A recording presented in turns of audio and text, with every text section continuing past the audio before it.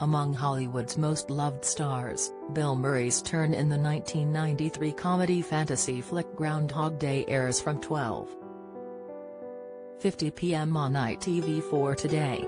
Murray, now 71, plays Phil Connors, a brash weatherman, who has been sent to cover the yearly Groundhog Day festival in Pennsylvania. After a freak snowstorm leaves Connors stranded, a weather forecast he failed to predict, he wakes up the next day to find time hasn't moved on and it's still the same day. The film was a huge success with critics, including reviews aggregator Rotten Tomatoes, which said it achieved 97% positive reviews from critics.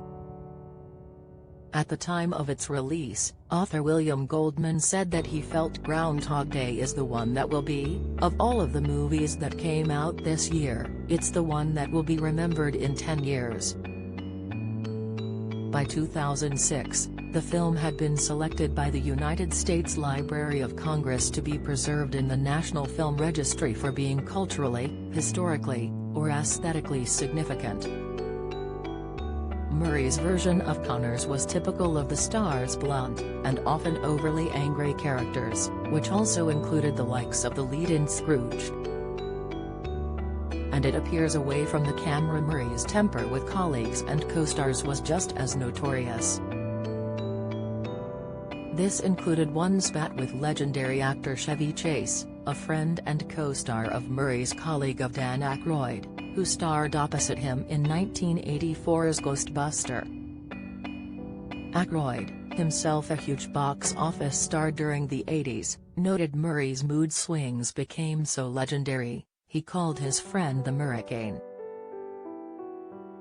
Murray previously said of his reputation, "I remember a friend said to me a while back, 'You have a reputation.' And I said, 'What?' And he said, 'Yeah, you have a reputation of being difficult to work with.' But I only got that reputation from people I didn't like working with, or people who didn't know how to work, or what work is. Jim, Wes, and Sophia, they know what it is to work, and they understand how you're supposed to treat people." His temper, however, did lead to a huge falling out with Chase, who recalled the feud in 2015's book, Live from New York, An Uncensored History of Saturday Night Live, as told by its stars, writers, and guests.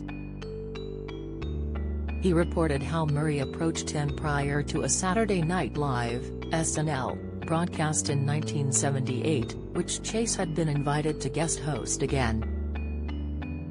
The pair rode over Chase wishing to do the Weekend Update segment of the show, which had been taken over by Jane Curtin.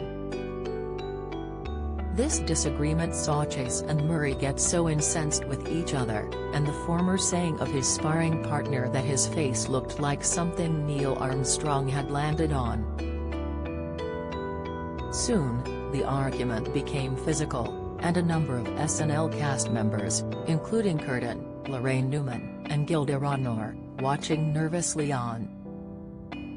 Murray would later say of the incident, "It was an edible thing, a rupture.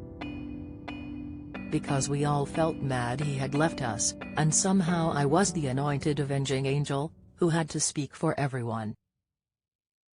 But Chevy and I are friends now. It's all fine." Even on Groundhog Day itself, Murray's feuding rose its head, with longtime collaborator, and the film's director, Harold Ramis next in the firing line. Screenwriter Danny Rubin recalled, "They were like two brothers who weren't getting along."